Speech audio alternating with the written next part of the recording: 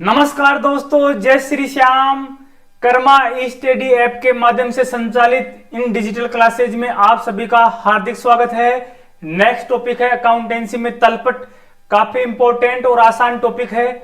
हमने पहले पुस्तपालन और लेखांकन पढ़ लिया है। उसके बाद में लेखांकन अपन ने खतौनी की थी, जो खाता बही में अपन ने खतौनी की थी, उसके आधार पर क्या बनाया जाता है? तलपट बनाया जाता है। तलपट क्या होती है? एक जो खाता बही में खाते तैयार करे थे उनकी एक सूची होती है, उसका एक विवरण होता है। इसको किसी भी तिथि को बनाया जा सकता है, ये कोई वित्तीय वर्ष पे आधारित नहीं है। इसी के आधार पर अंतिम लेखे बनाए जाते हैं। तो ये क्या होता है? अंतिम लेखों का आधार होता है। इसका उद्देश्य क्या होता है? तलपट का उद्देश्य यही है कि जो अपन ने खाता बही में खतौनी की थी वो क्या उस गणितीय रूप से शुद्ध है या नहीं है, इसकी जानकारी इससे होती है। साथ में याद रखना, ये क्या है? दोहरा लेखांकन प्रणाली का हिस्सा नहीं है, इसको अलग से पृष्ठ पर लिखा जाता है। ठीक है। नेक्स्ट याद रखना, तलपट बनाने की 3 विधियां हैं, योग विधि, शेष विधि और योग और शेष दोनों मिलाकर योग और शेष विधि है।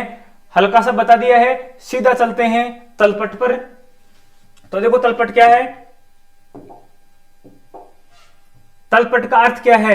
तलपट खाता बही के समस्त खातों के योग तथा शेषों की एक क्या है? सूची है। तो तलपट क्या है? पहले तो याद रखना, तलपट क्या है? एक सूची है जिसके नाम पक्ष व जमा पक्ष दोनों के योग समान आने से यह माना जाता है कि प्रत्येक व्यवहार के दोनों पक्षों की खतौनी समान राशि से हो चुकी है और खाता बही गणितीय रूप से क्या है? शुद्ध है। अपन ने खाता बही में खाता खोला, राम का डेबिट पक्ष और क्रेडिट पक्ष अपन करते हैं। ऐसे श्याम का डेबिट पक्ष और क्रेडिट पक्ष करते हैं। तो ऐसे विभिन्न प्रकार के खाते खोले गए हैं, उनका डेबिट पक्ष और क्रेडिट पक्ष का लास्ट में योग क्या आना चाहिए? समान आना चाहिए।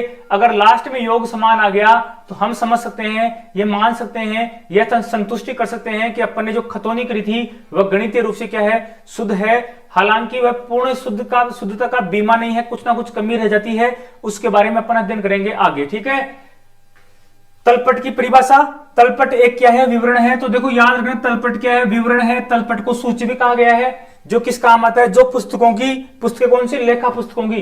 ठीक है। गणितीय शुद्धता की जांच के लिए खाता बही के खातों के नाम व जमा पक्षों की सहायता से बनाया जाता है। नाम पक्ष और जमा पक्ष के शेषों की सहायता से उनका शेष क्या रहा है उसके आधार पर बनाया जाता है। तलपट ये तो कहा है बाटली बाई ने, तलपट खाता बही के खातों से निकाले गए नाम व जमा शेषों की सूची, इसके अलावा रोकड़ बही की सूची और बैंक राशि में बचे हुए शेष की सूची, उसके आधार पर बनाया जाता है। ठीक है। दोहरा लेखांकन प्रणाली की पहली अवस्था में क्या करते हैं? अपन पुस्तपालन करते हैं, प्रारंभिक लेखा करते हैं जर्नल में। ठीक है। उसके बाद में द्वितीय अवस्था में जो जर्नल में खाते बनाए थे उनका वर्गीकरण करते हैं। क्या करते हैं? वर्गीकरण करते हैं और उनको खाता बही में लिखा जाता है। सारांश में खाता बही खोलकर प्रारंभिक लेखा बहियों की सहायता से खाते खोलकर खतौनी की जाती है। तो खतौनी कौन सी अवस्था में होती है? दूसरी अवस्था में होती है। तीसरी अवस्था अंतिम अवस्था है। तृतीय अवस्था में क्या होता है? अंतिम सारांश के लेखे का अध्ययन करने से पूर्व, अंतिम सारांश के जो लेखे बनाएंगे उनका अध्ययन करने से पूर्व यह जाना जाता है कि जो खाता बही में खतौनी करी थी वो गणितीय रूप से शुद्ध है या नहीं है। इसका पता किससे चलता है? इसका पता चलता है ट्रायल बैलेंस से। किससे पता चलता है? ट्रायल बैलेंस से चलता है कि ट्रायल बैलेंस अगर बनाया और ट्रायल बैलेंस के डेबिट शेष और क्रेडिट शेष का योग सेम आ गया तो अपन मान सकते हैं कि अपने खाते क्या है? गणितीय रूप से क्या है? शुद्ध है। प्रत्येक व्यवहार के 2 पक्ष होते हैं। अपन जनरल एंट्री करी थी, उसमें डेबिट पक्ष और क्रेडिट पक्ष, प्रत्येक व्यवहार के 2 पक्ष होंगे और समान राशि आएगी। डेबिट पक्ष में अगर 18,000 है तो क्रेडिट पक्ष में कितने थे? 18,000 है। दोनों पक्षों में समान राशि लिखी जाती है। ऐसे में जब अंतिम खाते बनाएंगे उनका शेष निकालेंगे तो अंत में भी क्या आना चाहिए? योग उनका दोनों का आपस में डेबिट शेष का और क्रेडिट शेष का योग क्या आना चाहिए? समान आना चाहिए।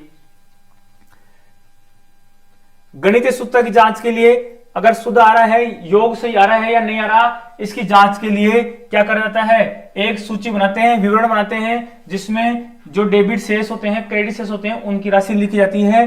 ठीक है। जिसे क्या कहते हैं? तलपट कहते हैं। तो तलपट क्या है? गणितीय शुद्धता की जांच के लिए एक सूची या विवरण बनाया जाता है, जिसे क्या कहते हैं? तलपट कहते हैं। किस गणितीय शुद्धता की जांच के लिए? खातों की गणितीय शुद्धता की जांच के लिए बनाया जाता है। तलपट की विशेषता क्या है? मैंने बताया था, यह प्रश्न सीधा पूछेंगे। सूची है, तलपट क्या है? विवरण पत्र है। तलपट कोई खाता नहीं है, ठीक है, ये एक पृष्ठ पर लिखा जाता है, ठीक है। इसलिए इसको क्या कहेंगे, सूची या विवरण कहेंगे। किसकी सूची है, खातों की, ठीक है। खाता बही रोकड़ बही की सहायता से बनाया जाता है, साथ में बैंक शेष को भी काम में लेते हैं। इसमें खाता बही के समस्त खातों, रोकड़ बही के रोकड़, बैंक कॉलम के दोनों पक्षों का योग व शेष लिखे जाते हैं। यह प्रारंभिक लेखों की सहायता से खतौनी, खाता बही में की गई खतौनी। प्रारंभिक लेख कौन से होते हैं, जर्नल, जर्नल के जो लेख हैं उसके आधार पर क्या बनती है, खतौनी बनती है, ठीक है। उसके आधार पर जो खतौनी की गई थी खाता बही में, उसकी गणितीय सूत्र क्या करता है, जांच करता है वो सही है या नहीं है। वर्ष के अंत में बनाए गए तलपट की सहायता से क्या बनते हैं, अंतिम खाते बनते हैं। वैसे तो बताऊं आपको, तलपट तो किसी भी तिथि को बनाया जा सकता है, हर महीने से बना लो आप, ठीक है, 10 दिन से बना लो, 5 दिन से बना लो, लेकिन अंतिम में जब खाते बनेंगे लेखांकन वर्ष की समाप्ति के बाद में, ठीक है, तो उस समय अगर आपको अंतिम खाते बनाने हैं तो अंतिम खाते किसके आधार पर बनते हैं, अंतिम खाते तलपट के आधार पर बनाया जाते हैं, तलपट की सहायता से बनाए जाते हैं। यह व्यवसाय की आवश्यकता अनुसार कभी भी कितनी भी बार बनाया जा सकता है, अंतिम खाते एक बार, ठीक है, लेखांकन वर्ष के समाप्ति पे। लेकिन जो तलपट है वो फर्म की आवश्यकता के अनुसार कितनी बार ही बनाया जा सकता है। ये निश्चित तिथि को बनाते हैं, किसको बनाते हैं, निश्चित, जो निश्चित तिथि होती है उसको बनाया जाता है। अगर उनको लगता है कि हर 5 तारीख को बनाए, 2 तारीख को बनाए, 3 तारीख को, और कभी भी जरूरत पड़े तब बना लिया जाता है। यह दोहरा लेखा प्रणाली का हिस्सा नहीं है। आपसे पूछे तलपट दोहरा लेखा प्रणाली का हिस्सा है क्या, डबल एंट्री सिस्टम का पार्ट है क्या, तो नो, यह डबल एंट्री सिस्टम का पार्ट नहीं है, ठीक है। यह अलग से किस बनाया जाता है, पृष्ठ पे बनाया जाता है, किसके लिए, अंतिम खाते बनाए उससे पहले जो खतौनी की है वो खतौनी सही है या नहीं है, गणितीय रूप से शुद्ध है या नहीं है, इसकी जांच करने के लिए बनाया जाता है। नेक्स्ट है तलपट बनाने का उद्देश्य और उपयोगिता या इसका महत्व क्या है। तो देखो, तलपट बनाने की उपयोगिता सिंपल और सिंगल एक ही है। क्या है, ये जो खाता बही प्रथम जर्नल की प्रविष्टि होती है, किसमें, जर्नल में होती है, प्रारंभिक लेखा की पुस्तकों में होती है, उसके आधार पर क्या बनाते हैं, खाता बही बनाते हैं। खाता बही में क्या करते हैं, खतौनी करते हैं जर्नल के आधार पर, ठीक है। तो खाता बही में जो खाते बनाए गए हैं उनके खातों की जो राशि लिखी गई है, डेबिट क्रेडिट किया गया है, उनमें लिखी गई राशि में किसी प्रकार की कोई कमी तो नहीं रह गई। इसके लिए, इसकी जांच के लिए तलपट बनाया जाता है। वो क्या करता है, खाता बही में जो खतौनी करी थी उसकी गणितीय सूत्र की जांच करता है। अगर जांच सही पाई जाती है, तलपट मिल जाता है, तो अपन क्या करते हैं, तलपट के आधार पर अंतिम खाते बनाते हैं। खातों की गणितीय सूत्र की जांच करता है। खाता बही का सारांश, तलपट होता है उसमें क्या होता है, खाता बही का पूरा सारांश होता है। उससे पता चल जाता है कि लेनदार को कितनी राशि देनी है, देनदार को देनदारों से कितनी लेनी है। अंतिम खाते बनाने का आधार, अंतिम खाते बनाने का आधार क्या होता है, तलपट है। अगर राशि मिल गई, योग समान है, तो ऐसे में तलपट से क्या बनाते हैं, अंतिम खाते बनाए जाते हैं। तलपट का प्रारूप, तलपट का प्रारूप, तलपट का प्रारूप देखो क्या होगा, ऊपर लिखा होगा ट्रायल बैलेंस ऑफ फर्म, जो भी आपके फर्म है, कर्मा ई स्टेडी, ठीक है, trial balance of Karma E steady, ठीक है। अब यहां पे लिखा होगा एज ऑन या एज एट, मतलब जो तिथि है उसकी तिथि लिखनी है, किस तारीख को बना रहे हो, क्योंकि निश्चित तिथि को लिखा जाता है, या तो एज ऑन या एज एट ये लिखा जाता है। इसके साथ क्या लिख देते हैं, डेट लिख देते हैं। अब नेम ऑफ लेजर, जैसे आपका लेजर कौन, आपकी लेजर यानी खाता बही, लेजर यानी खाता बही का कौन सा अकाउंट, केस अकाउंट, ठीक है, तो उसका नाम लिख देंगे। कौन से पेज पर था वो खाता बही में, लेजर फोलियो वो लिख देंगे। अमाउंट डेबिट थी या क्रेडिट थी वो लिख देंगे। ये है इसका सैंपल, ठीक है। तलपट बनाने से पूर्व क्या तैयारी करनी पड़ती है, जिस दिनांक को तलपट बनाना है उस दिनांक तक की सभी व्यवहारों की खतौनी कर ली जानी चाहिए। अगर आप तलपट बना रहे हो तो तलपट बनाने से पहले आप निश्चित तारीख है कि 7 तारीख को बनाएंगे, ठीक है, तो 7 तारीख से पहले तक के सभी जो लेन देन है उनकी खतौनी खाता बही में कर लेनी चाहिए। रोकड़ बही के बैंक कॉलम, रोकड़ बही के बैंक कॉलम व रोकड़ कॉलम में समस्त लेखे हो जाएं तथा बट्टा खाता बनाकर उसके दोनों पक्षों की सहायता से खतौनी हो जाए। दोनों की लेखे लिखी अलग से लिख लें, रोकड़ बही का और बैंक कॉलम है उसका अलग से लेखा तैयार कर लिया जाए। सभी खातों के नाम पक्ष और जमा पक्ष का योग लगाकर शेष ज्ञात कर लिया जाए। जो भी, जैसे राम का क्रेडिट शेष कितना है, राम का क्रेडिट शेष है 5000 राम के खाते का, और राम के खाते का डेबिट शेष कितना है 2000, ठीक है। तो ऐसे में जो भी खाते हैं शेष एक ही रहेगा। क्रेडिट शेष क्या रहेगा, अगर डेबिट शेष है तो डेबिट ज्यादा है तो डेबिट शेष रहेगा, क्रेडिट शेष ज्यादा तो क्या रहेगा, क्रेडिट शेष रहेगा। ठीक है, तो ऐसे में सभी खातों के नाम पक्ष और जमा पक्ष के खातों का योग लगाकर शेष ज्ञात कर लें। राम का शेष क्या रहा है, क्रेडिट ज्यादा है तो राम का क्रेडिट शेष क्या रहा है 5000। ऐसे श्याम का निकाल लेंगे, ऐसे परचेज अकाउंट का निकाल लेंगे, ऐसे सेल अकाउंट का निकाल लिया जाएगा। देनदार और लेनदारों की प्रत्यक्ष सूची बनाई जाएगी। जो देनदार हैं या लेनदार हैं उनकी अलग से लिस्ट बनाएंगे, सबका नाम लिख देंगे, रामपाल, गोपाल, श्यामलाल, जो भी लेनदार हैं फर्म है उनका सबका नाम लिख देंगे। लेनदारों की अलग लिस्ट और देनदारों की अलग लिस्ट, उनका नाम और उनकी जो राशि है वो एक साथ लिख देंगे, विविध देनदार या विविध लेनदार के नाम से लिख दी जाएगी। तो जो भी है तो उसको क्या लिखेंगे, तलपट में विविध देनदार सन्ड्री डेबिटर्स, ठीक है, विविध लेनदार खाता सन्ड्री क्रेडिटर्स के नाम से शामिल किया जाता है। दोनों की सूची तलपट के साथ लगा देनी चाहिए, तलपट के साथ दोनों की सूची फिर लगा देते हैं। तलपट बनाने की 3 विधियां हैं, यहां से आप सीखोगे तलपट क्या होता है। एक तो योग विधि, एक है शेष विधि, इन दोनों को मिलाकर इन दोनों का कॉम्बिनेशन क्या है, योग एंड शेष विधि, टोटल एंड बैलेंस विधि। ठीक है, पहला है टोटल मेथड जिसको बोलते हैं योग विधि। इसमें क्या होता है, सभी खातों के नाम और जमा पक्ष का योग लगाया जाता है। नाम पक्ष और जमा पक्ष का क्या लगाया जाता है, योग लगाया जाता है। इसके बाद में अपने इसका क्वेश्चन करेंगे, वहां समझ में आएगा, आप एक बार हल्का सा इसका थ्योरी पढ़ो। तलपट के प्रत्येक खाते के नाम पक्ष का योग राशि के कॉलम के नाम पक्ष में तथा प्रत्येक खाते के जमा पक्ष का योग जमा पक्ष में लिखते हैं। जैसे क्रय खाते का नाम पक्ष का योग कितना है 50,000 है, ठीक है, और जमा पक्ष का योग कितना है 6,000 है। तो तलपट में परचेज अकाउंट लिखकर कॉलम में क्या लिखेंगे 50,000 तो किसमें डेबिट पक्ष में, और जमा क्रेडिट पक्ष में क्या लिखेंगे 6,000 लिखेंगे। अब योग विधि के गुण क्या है, विशेषता क्या है, अच्छा है क्या है, ये क्या है, सरल विधि है। क्या है, सरल विधि है। समय और श्रम की क्या होती है, इसमें बचत होती है, क्योंकि खातों के शेष ज्ञात नहीं करने पड़ते, ऐसे में टाइम कम लगता है। समय और श्रम की क्या होती है, बचत होती है, सबसे सरल विधि है। ठीक है, योग विधि। दोष क्या है, खातों के संबंध में उपयोगी जानकारी नहीं मिलती। क्या जानकारी नहीं मिलती कि डेबिट शेष किसका है और क्रेडिट शेष किसका है, कौन देनदार है कौन लेनदार है। अंतिम खाते बनाने से पूर्व पृथक से खातों के शेष ज्ञात करने पड़ते हैं। जब अंतिम खाते बनाएंगे तब अलग से अंतिम खाते बनाएंगे तो अलग से सब खातों का अलग से शेष निकालना पड़ता है। तो ऐसे में वापस मेहनत करनी पड़ती है, इससे बढ़िया पहले ही शेष निकाल लिया जाए। तो ऐसे में यह इसका क्या है, दोष है। जब अंतिम खाते निकालेंगे बनाएंगे तब वापस शेष निकाला जाएगा, तो ऐसे में पहले ही शेष निकाल लिया जाए, ये रहता है उचित। अब देखो सीधा चलते हैं एग्जाम्पल पे। एग्जाम्पल है, क्वेश्चन है एक तरह से, ठीक है। नेम ऑफ लेजर, ठीक है, ये किसी फर्म का है। मान लो कोई फर्म है, फर्म का क्या है, पूरा खाता है, खाते का सार है। केस, जो केस अकाउंट है उसमें क्या है 45,000 तो क्या है 45,000 तो है डेबिट, 45,000 तो क्या है डेबिट है, और डेबिट पक्ष है, और क्रेडिट पक्ष कितना है 35,000 है। क्रेडिट पक्ष कितना है 35,000 है। ऐसे सैलरी अकाउंट है, उसका डेबिट पक्ष में कितना शेष है 4,000 है। और राम का अकाउंट है, राम के अकाउंट में डेबिट तो कितना है 5,000 है, और क्रेडिट कितना है 15,000 है। शेष की बात नहीं है, ये सीधा लिखा हुआ है। सेल अकाउंट में कितना है, डेबिट पक्ष में तो कितना है 5,000 और क्रेडिट पक्ष में कितना है 12,000 है।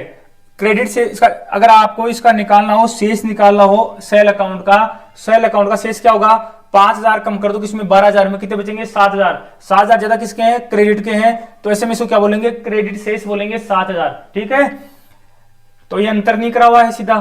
फर्नीचर अकाउंट है, फर्नीचर अकाउंट में डेबिट कितना है 3,000 है, कितना है 3,000 है। सीधा चलते हैं सॉल्यूशन पे। ये सॉल्यूशन है। अपन ये तो क्या था, अपना लेजर था, अपने लेजर में लिखा था, अपन लेजर का सारा निकाल लिया कि लेजर में लास्ट में क्या रहा है, तो बोले केस में तो कितना रहा है, केस अकाउंट में तो डेबिट तो कितना रहा है 45,000 और क्रेडिट कितना रहा है 35,000। ये लेजर से अपन ने निकाल लिया पूरा। अब इसके बाद में सॉल्यूशन क्या करेंगे, trial balance of Karma E steady, ठीक है। इसमें एज ऑन जो भी तारीख है वो तारीख लिख देंगे। बाई बैलेंस मेथड, कौन सा मेथड काम में ले रहे हैं उसका नाम लिख दिया जाता है। तो बाई बैलेंस मेथड, बैलेंस का मतलब बाई बैलेंस नहीं है, कौन सा मेथड है बाई टोटल मेथड। पहले कौन सा कर रहे हैं अपन, टोटल मेथड कर रहे हैं, तो कौन सा मेथड आएगा बाई टोटल मेथड आएगा, बैलेंस मेथड अगला है। ठीक है, by total method. Serial number लगा देंगे, 1 number name of ledger account, कौन सा अकाउंट अपने पास, कैश अकाउंट, पहला अकाउंट था कैश अकाउंट, तो कैश अकाउंट, कैश अकाउंट में लेजर फोलियो मान लो कितने नंबर पेज पे कैश अकाउंट, तो 20 नंबर पेज पे है।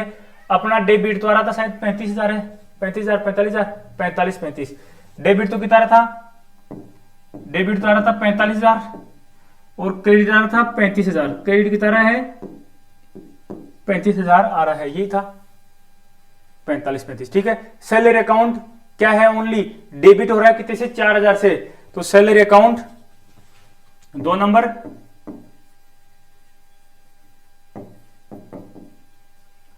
ये मान लो 24 नंबर पेज पे है लेजर फोलियो में, कितने से हो रहा है 4,000 से क्या हो रहा है, डेबिट हो रहा है, एंट्री कर दी, क्रेडिट में कुछ है नहीं, खाली छोड़ दिया, ठीक है।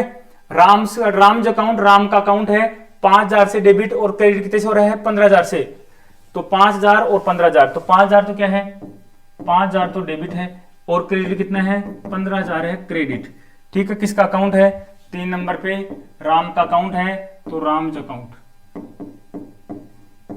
ये राम के अकाउंट की बात होगी, एंट्री कर दी सबकी। इसके बाद में सेल अकाउंट, सेल अकाउंट में क्या आ रहा है 5,000 डेबिट और 12,000 क्रेडिट,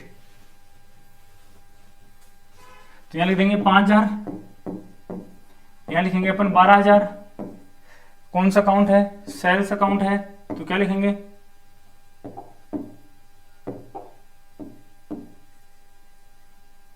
सेल्स अकाउंट, ठीक है। इसका पेज नंबर मान लो 40 है, इसका मान लेते 70 है। इसके बाद में जो 5 नंबर पे कौन सा अकाउंट है, लास्ट अकाउंट है फर्नीचर अकाउंट, कौन सा है फर्नीचर अकाउंट है, डेबिट हो रहा है ओनली कितने से 3,000 रुपए से, तो यहां लिख देंगे फर्नीचर अकाउंट, फर्नीचर अकाउंट, ये कितने नंबर पेज पे 90 नंबर पेज पे है, ओनली 3,000 से क्या हो रहा है डेबिट हो रहा है।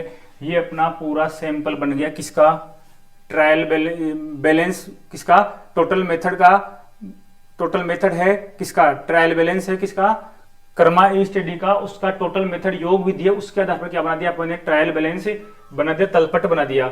अब ऐसे में क्या करना है, इसका डेबिट पक्ष का और क्रेडिट पक्ष का योग करना है। अब अपन क्या करेंगे, यहाँ पे योग करेंगे, ठीक है। ये तो कौन सा पक्ष का योग है, ये तो पक्ष का है डेबिट पक्ष का योग है, और ये कौन सी पक्ष का योग है, क्रेडिट पक्ष का योग है। अपन मान लेंगे अगर इनका योग सेम आ गया, डेबिट पक्ष का और क्रेडिट पक्ष का योग सेम आ गया, तो अपन मान लेंगे जो अपन ने खाता बही में खतौनी करी थी वह कहीं ना कहीं क्या है शुद्ध है, क्या है शुद्ध है। तो देखो 45,000 और उसमें इनको 10,000 मान लेते हैं, 5 और 5 कितने हो गए 10, तो कितने हो गए 55,000, कितने हो गए 55,000 हो गए।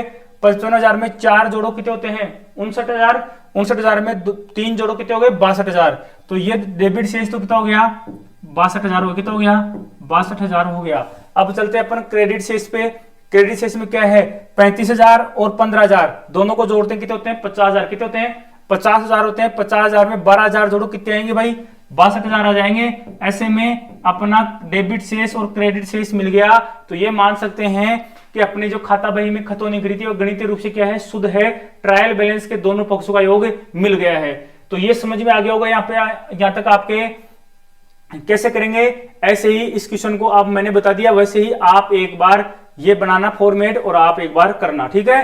तो ये हो गया अपना कौन सा योग विधि से ट्रायल बैलेंस। इसके बाद में शेष विधि है। शेष विधि में क्या होता है, शेष विधि में अंतर आता है। इस विधि में तलपट बनाने के लिए सभी खातों के नाम पक्ष और जमा पक्ष के योग का अंतर ज्ञात किया जाता है, जिसे क्या कहते हैं खाते का शेष कहते हैं। खाते का शेष कैसे, जैसे ये था अपने पास यहाँ पे सेल अकाउंट है, सेल अकाउंट में ये 5,000 तो डेबिट हो रहा है और 12,000 क्या हो रहा है क्रेडिट हो रहा है। ऐसे में अपने को पता है कि 5,000 कम है 12,000 क्या है ज्यादा है, तो 5,000 कम कर दे 12,000 में कितने बचे भाई 7,000 बचे। ज्यादा कौन सा है क्रेडिट वाला ज्यादा है, तो इसे में क्रेडिट शेष है। यहाँ दोनों का अंतर करा तो डेबिट तो है 45,000, ये कितना है 35,000, तो अपन इनका अंतर करेंगे तो कितना आएगा 10,000 आएगा। अंतर ज्यादा क्या आ रहा है डेबिट आ रहा है, तो डेबिट शेष बोलेंगे, क्या बोलेंगे डेबिट शेष बोलेंगे। तो जो शेष विधि है योग विधि है उसमें तो क्या करते हैं जो भी लिखा हुआ है उसको डेबिट को डेबिट पक्ष में, क्रेडिट को क्रेडिट पक्ष में लिख देते हैं और अंत में क्या लगाया जाता है टोटल लगाया जाता है। शेष विधि में क्या होता है दोनों पक्ष हैं, अगर कैश अकाउंट के दोनों पक्ष अलग अलग हैं तो ऐसे में कैश अकाउंट के डेबिट और क्रेडिट का अंतर निकाल लिया जाएगा। जो ज्यादा रहेगा, ज्यादा क्या रहा है यहाँ पे 10,000 ज्यादा रहा है तो यहाँ 10,000 की एंट्री करेंगे, ठीक है। तो ये होता है किसमें शेष विधि में। इस इधर कुछ एंट्री नहीं करेंगे, इधर 0 हो जाएगा, अंतर की तार है 10,000 को, उसी को लिखेंगे।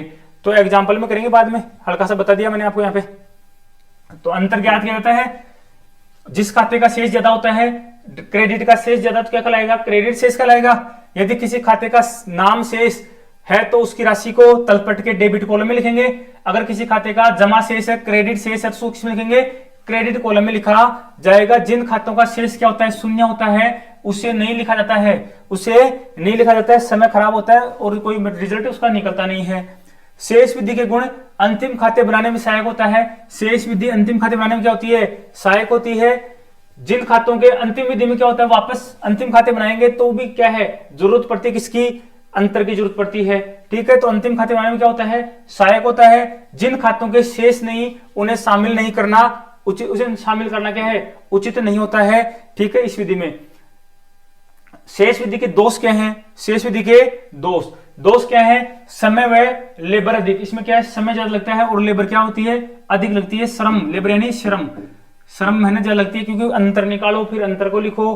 ठीक है, उसमें क्या होता है, सीधा ही लिख दिया जाता है और सीधा लिखकर अंतर निकालना पड़ता है, फिर अंतर का भी बाद में योग करना पड़ता है। और इसमें उसमें क्या होता है, सीधी राशि लिख दो और सीधी राशि लिख के उसका योग कर लो, मिल गया तो सही है, नहीं तो क्या है, चेक करना पड़ता है वापस खाता बही को।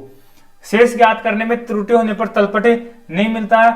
अगर शेष ज्ञात करते हैं उस समय कोई माइनस में क्या होगी, कमी हो गई, तो फिर ऐसे में तलपटे नहीं मिलता, फिर वापस डॉक्यूमेंट्स खंगालने पड़ते हैं। तो अपना वही एग्जांपल है, सेम जो अपन ने क्वेश्चन किया था वही एग्जांपल है। इसमें अब की बार क्या करना है, अपने को अब की बार इसको बैलेंस मेथड से, टोटल मेथड यहाँ गलत हो गया, या कौन सा मेथड है, यह बैलेंस मेथड। कौन सा मेथड है, बैलेंस मेथड है। ठीक है, तो वही तरीका है। या तो कौन सा अकाउंट आ जाएगा, एक नंबर कैश अकाउंट। कौन सा अकाउंट है, कैश अकाउंट है। अपने को पता है कैश अकाउंट में डेबिट पक्ष का योग तो कितना है, यहाँ 24 है, यहाँ डेबिट पक्ष का योग कितना है, अपन ने देखा था उसमें कितना है, 45,000, 45 और 35, इसमें 45 इसमें 35 है, दोनों का अंतर कर दिया, दोनों क्या कर दिया, अंतर कर दिया, कितने आएंगे भाई, 10,000। कौन से पक्ष में आ रहा है 10,000, क्रेडिट पक्ष में आ रहा है, तो यहाँ लिख देंगे 10,000, 10,000 हो गए क्रेडिट। तो जो कैश अकाउंट है उसका क्रेडिट शेष हो सके है, सॉरी डेबिट शेष है, तो 10,000 डेबिट पक्ष में लिख दिए। नेक्स्ट आ जाओ, नेक्स्ट है अपने पास है सैलरी अकाउंट। सैलरी अकाउंट में तो क्या है, इधर तो जीरो कुछ नहीं है, तो ऐसे में जो डेबिट शेष है, जो डेबिट शेष है वही रह जाएगा। तो डेबिट शेष कितना हो जाएगा, 4,000। तो इसका 4,000 इसका आ गया, 4,000 डेबिट शेष है किसका, सैलरी अकाउंट का। 2 नंबर ये आ गया आपका सैलरी अकाउंट। सैलरी अकाउंट कितना हो गया, 4,000 हो गया। ठीक है, इसके बाद में आपका है नेक्स्ट राम्स अकाउंट। राम के अकाउंट में 5,000 डेबिट है और 15,000 के हैं क्रेडिट हैं। अंतर करेंगे तो 10,000 बचेंगे और 10,000 किधर आएंगे, क्रेडिट हिस्से में आएंगे। किस में आएंगे, क्रेडिट के हिस्से में आएंगे। तो राम का अकाउंट है वो क्या हो जाएगा, क्रेडिट में आएगा। कितने, 10,000 क्रेडिट शेष हो गया। ठीक है, किसका अकाउंट था, 3 नंबर पे था राम का अकाउंट, तो अपोस्ट्रोफी एस लगा के राम्स अकाउंट। ठीक है, ये खाली हो जाएगा। नेक्स्ट अकाउंट किसका है, नेक्स्ट अकाउंट है सेल्स अकाउंट। कौन सा अकाउंट है, सेल्स अकाउंट है। कितना है, 5,000 तो डेबिट है, 12,000 क्या है, क्रेडिट है। अंतर करेंगे तो कितना आएगा, 7,000 आएगा। कौन से पक्ष में बड़ा है, कौन सा पक्ष बड़ा है, क्रेडिट पक्ष बड़ा है। तो सेल्स अकाउंट क्या होगा, क्रेडिट होगा कितने से, 7,000 से। 4 नंबर सेल्स अकाउंट। ठीक है, इसमें क्या आएगा, वही 7,000 आएगा। नेक्स्ट है आपका फर्नीचर अकाउंट। नेक्स्ट है फर्नीचर अकाउंट,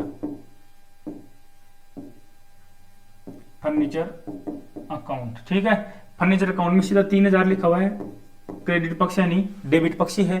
ठीक है, अब इनको ऐड कर लो, अब इनका योग कर लिया जाएगा, योग कर लो। ये तो हो गया आपका डेबिट पक्ष और ये कौन सा पक्ष हो गया आपका, क्रेडिट पक्ष।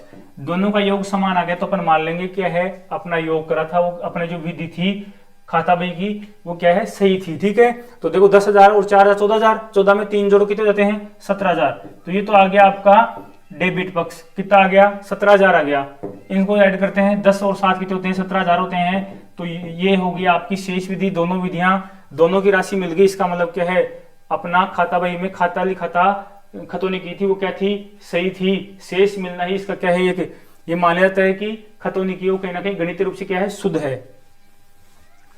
योग व शेष विधि, इसमें दोनों विधि आती है, योग भी किया जाता है और शेष भी किया जाता है। अभी तक अपन ने पढ़ा था, यहाँ देखो राशि के कितने स्तंभ थे, राशि के 2 स्तंभ थे, डेबिट और क्रेडिट। ठीक है, अब इसमें क्या है, राशि के 4 स्तंभ होंगे। कितने स्तंभ होंगे, 4 कॉलम होंगे। तो 4 कॉलम कौन सी विधि में होते हैं राशि के, तो योग और शेष विधि में राशि के 4 कॉलम होते हैं, बाकी में 2-2 होते हैं, याद रखना प्रश्न। ठीक है, प्रथम 2 स्तंभ में क्या होगा, खाते के नाम और जमा पक्षों के जोड़ को लिखा जाता है। प्रथम 2 में तो क्या लिखेंगे, जोड़ को, जो भी आ रहा है वही। ठीक है, और जो अंतिम 2 हैं उनमें क्या होता है, इनके शेष को लिखा जाता है। इस विधि में समय और श्रम क्या लगता है, ज्यादा लगता है, लेकिन दोनों विधियों के लाभ एक जगह मिल जाते हैं। समय और श्रम तो ज्यादा लगता है, लेकिन दोनों विधियों के लाभ हैं वो एक जगह पे ही मिल जाते हैं। तो सीधा चलते हैं क्वेश्चन पे। वही क्वेश्चन सेम अपने पास, समझने के लिए है, ज्यादा बदलाव करने की आवश्यकता है नहीं। ठीक है, तो इसमें क्या है, ये अपन ने क्वेश्चन देख लिया पहले। ये कौन सा मेथड आ गया इसका, total and balance method. Total and balance method, या वही आएगा, या 1 नंबर डाल देंगे, या कौन सा अकाउंट हो जाएगा, कैश अकाउंट। कौन सा अकाउंट हो जाएगा, कैश अकाउंट हो जाएगा। ठीक है, इसमें क्या है, ये तो टोटल मेथड है। टोटल मेथड में तो डेबिट में कितना हो रहा था भाई, 45,000, या कितना हो रहा था, 35,000। ठीक है, अपने को पता है डेबिट ज्यादा है, तो डेबिट यहाँ क्या लिखेंगे, बैलेंस मेथड है। ये तो टोटल का मेथड है, इसमें तो क्या है, पूरा लिख देंगे जैसा आ रहा है वैसा। और ये कौन सा है, बैलेंस मेथड है, तो इसमें डेबिट बच रहा है, क्रेडिट बच रहा है। क्या बच रहा है, अपने पास डेबिट शेष बच रहा है, कितना बच रहा है, 10,000, वो लिख देंगे। ठीक है, नेक्स्ट है 2 नंबर। 2 नंबर किसका अकाउंट है, 2 नंबर है सैलरी अकाउंट, 4,000 डेबिट। 2 नंबर पे है सैलरी अकाउंट। सैलरी अकाउंट कितने हैं, 2,000 रुपए क्या हो रहे हैं, डेबिट हो रहे हैं। 4,000 रुपए, 4,000 रुपए क्या हो रहे हैं, डेबिट हो रहे हैं। ये कुछ है नहीं, तो डेबिट हो रहे हैं, तो डेबिट पक्ष में कितने लिख दिए, 4,000 रुपए लिख दिए। नेक्स्ट है राम्स अकाउंट। राम का है ना, राम का खाता है 5 और 15। राम का खाता 5 और 15। राम के खाते में क्या है, डेबिट तो कितना है, 5,000, और ये कितना है, क्रेडिट कितना है, 15,000। तो ऐसे में पता चल रहा है अपने को कि डेबिट तो क्या है, कम है, और क्रेडिट क्या है, ज्यादा है। अंतर करेंगे तो कितना आएगा, 10,000। अंतर को किधर लिखेंगे, बैलेंस मेथड में। ये बैलेंस मेथड यहाँ लिख दिया 10,000, ये आ गया 10,000। ठीक है, क्या था, यहाँ विवरण लिख देते हैं, राम्स अकाउंट, राम्स अकाउंट। ठीक है, अब आ जाओ अपने 4 नंबर। 4 नंबर पे क्या है,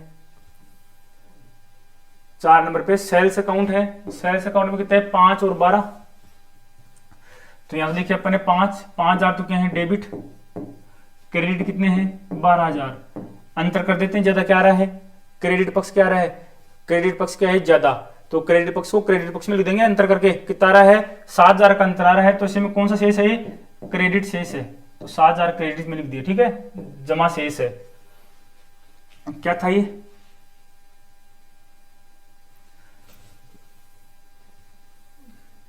सेल्स अकाउंट। ठीक है, फर्नीचर में 3,000 डेबिट हो रहे हैं।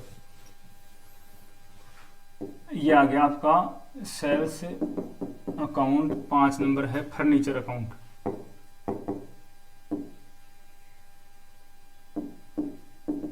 ये फर्नीचर अकाउंट आ गया। फर्नीचर अकाउंट में केवल क्या हो रहा है, डेबिट हो रहा है, कितने रुपए से, 3,000 रुपए से। इसमें कुछ है नहीं। ठीक है, अगर डेबिट हो रहा है तो डेबिट ही पक्ष में लिखेंगे। तो ये हो गया आपका, दोनों मेथड एक जगह पे आ गए। इसमें कॉलम देख लो, कितने कॉलम बन गए, इसमें कॉलम बन गए 4। कितने कॉलम बन गए, 4 कॉलम बन गए। एक तो टोटल मेथड का, टोटल मेथड में डेबिट और क्रेडिट, एक बैलेंस मेथड का, उसमें डेबिट और क्रेडिट। ठीक है, दोनों का लाभ एक जगह मिलेगा। तो पहले तो अपन कर लेते हैं इनका योग। ठीक है, तो इनका योग कितना आ रहा है, इसका योग वही आएगा जो अपन ने पहले करा था। कितना आया था, 62,000। ठीक है, 45 और 10 कितने हो गए, 55। 55 में 4 जोड़ो कितने, 59। 59 में 3 जोड़ो कितने हो जाएंगे, 62,000। ये तो कितना आ गया, 62,000 आ गया। ठीक है, इसको जोड़ो कितने हो गए, 50। 50 में 12 जोड़ो कितने आ गए, 62,000 आ गए। ठीक है, तो ये योग शेष तो मिल गया। अब चलते हैं अंतर के फेस पे, शेष पे। ये है आपका बैलेंस मेथड, अंतर पे आ गया।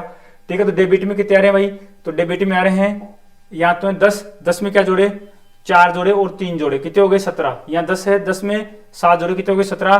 तो डेबिट भी 17 है और क्रेडिट भी कितना है, 17,000 है। तो ये है आपकी कौन सी विधि, योग और शेष विधि है।